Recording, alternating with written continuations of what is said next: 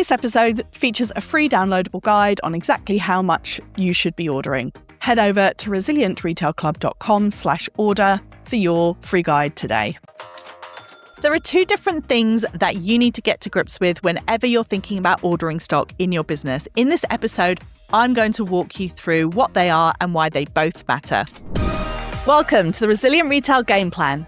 I'm Catherine Erdly, and this podcast is here to share retail industry trends, insights, and best practices for you, the retailer who's serious about building something that lasts. Recently, I've been having the same conversation with a lot of different business owners, and they're asking, How much should I reorder of this? How much should I reorder of this? Sometimes they're using the Shopify Sidekick, sometimes they're using an app or a stock management forecasting app, or they're asking ChatGPT or Claude. And the answers they're getting, they sound sensible, but also are missing the point.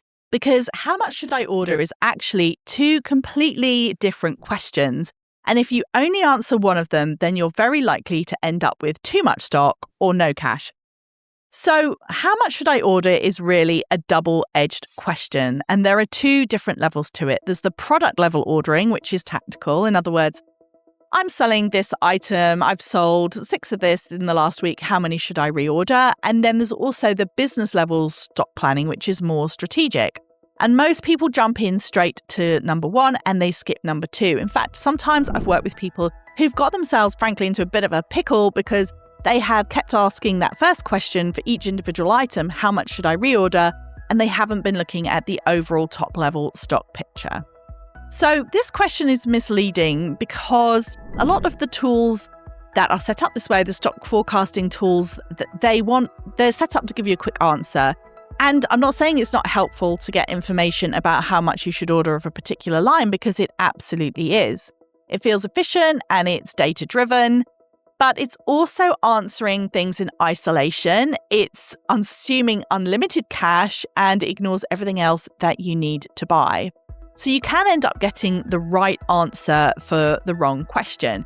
And this is something that big retailers deal with all the time. So for example, when I worked at Paperchase, back in 2015 to 2017, we had a lot of reordering that we had to do. We had a lot of lines that were considered core lines or never out of stock lines. So we had to place orders that were topping those quantities up so that we weren't going to run out of that stock. But at the same time, we had an overall departmental budget or budget broken down into various different product areas, and we also had to work around that. It was a constant push and pull between how much we had to order for a particular line and how much we were allowed to spend overall as a department. And the thing that makes me nervous is that a lot of small business owners, they are asking that question, how much should I order? And they're reordering a certain amount, but they're not looking at that overall spend because a lot of people don't have an overall stock budget for their business. So what happens is, for example, you might ask your forecasting app or Shopify Sidekick, how many of these black t-shirts should I order? And it will tell you should order 50. And then you may ask it, well, what about this black t-shirt? And it'll say, well, order 40 of those. And before you know it, it's told you to order all of these different ones. And it's taken up too much of your budget. And it's totally ignored the fact that you actually had new products that you wanted to launch, or the fact that you've still got a whole load of other t-shirts. Maybe some of those are black as well that you just haven't actually sold through yet. Let's talk then about the first part. And as I said, there are lots of different ways that you can forecast. And in 2026, there's lots of different apps and lots of different ways that you can ask this question. But fundamentally, if we want a simple, practical way of determining how much on a product level, a tactical basis, you should work out how to calculate how much you want, then the first question is, how fast does it sell? How long does it take to get more? And how much buffer do you want?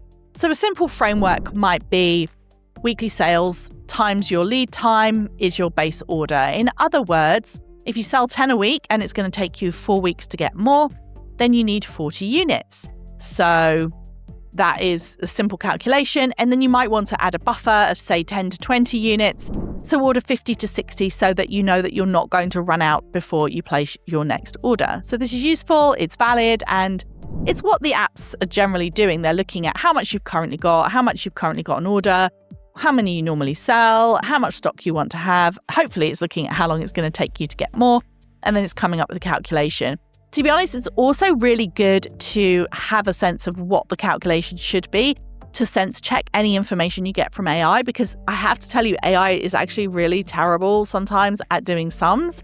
So you definitely want to sense check the information that you're being given and make sure that you're understanding how it's coming up with those answers.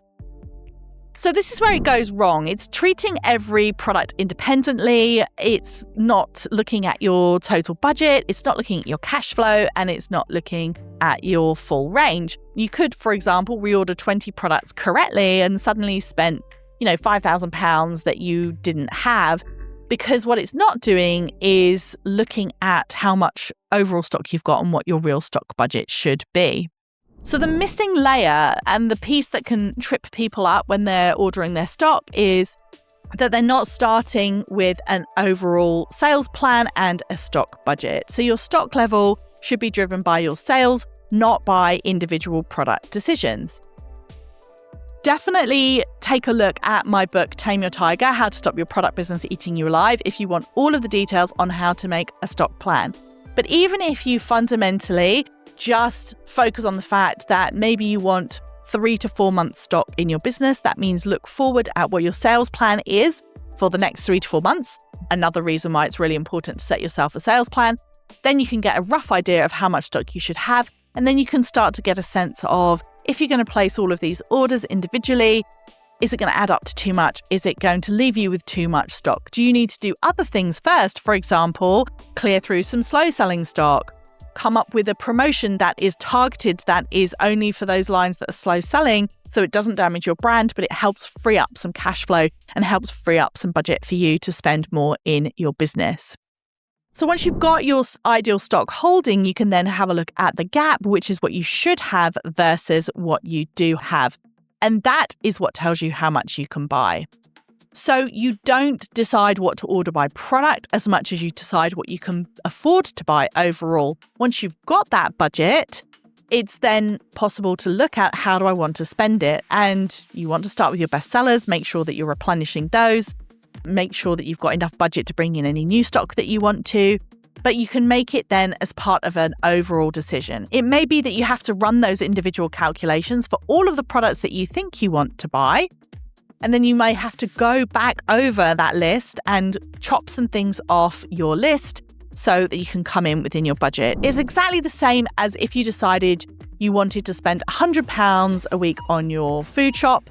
If you were going around the supermarket with one of those handheld scanners and you were able to scan all the different products, understand how much is in your basket, if you're then over that £100, you're going to then have to look at that again, decide what it is that you don't actually need that week and put it back. And it's the same thing when you're buying stock for your business. If you just simply keep asking, how much should I order of this? How much should I order of that? Without the kind of backup piece of having the overall stock plan, then you can get yourself into a bit of a pickle, for want of a better word. Just to reiterate then, the product level calculation is how much you need, and the business level plan is how much you can afford. And your job is to balance the two. So sometimes, you should order 100, but your budget only allows 60. Or it may be that you have 2 items and you should order 100 of both, but because of the minimum order quantity, you decide you're going to order one of them now and then the other one later on. So the real skill is prioritization. It is the trade-offs and the decisions that you have to make about the overall products. And this is exactly how businesses become tigers, by not following these rules. So in terms of what happens to your business if you don't follow these rules, I have this theory about tiger businesses, which is why I called the book Tame Your Tiger. So a tiger business is unpredictable, it's hard to manage, and it is hungry for cash. And tigers happen when there is too much money tied up in unproductive stock. In retail, we call your unproductive stock the tail. So I always say the bigger the tail, the bigger the tiger. In other words, the more money you have tied up in stock that's unproductive, the more likely you are to have a cash-hungry beast that is hard for you to control and maybe gives you a few sleepless nights.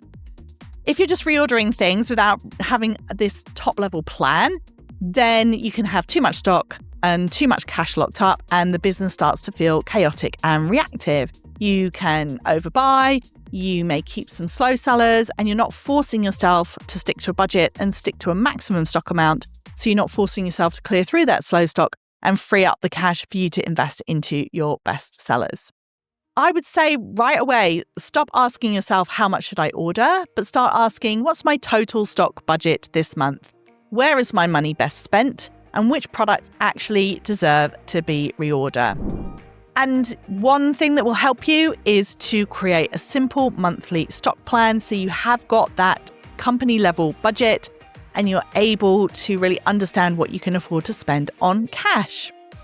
And if you feel like you're constantly ordering stock but you never quite feel on top of it, it's not because you're bad at buying, it's because no one showed you how to connect the dots between your products, your sales and your cash. And once you do that, that's when things start to feel a lot calmer. Thank you so much for listening. Thank you so much for watching. Do take a moment to like, follow or subscribe to the podcast wherever you like to listen. And why not come over to Instagram @Resilient Retail Club and say hi.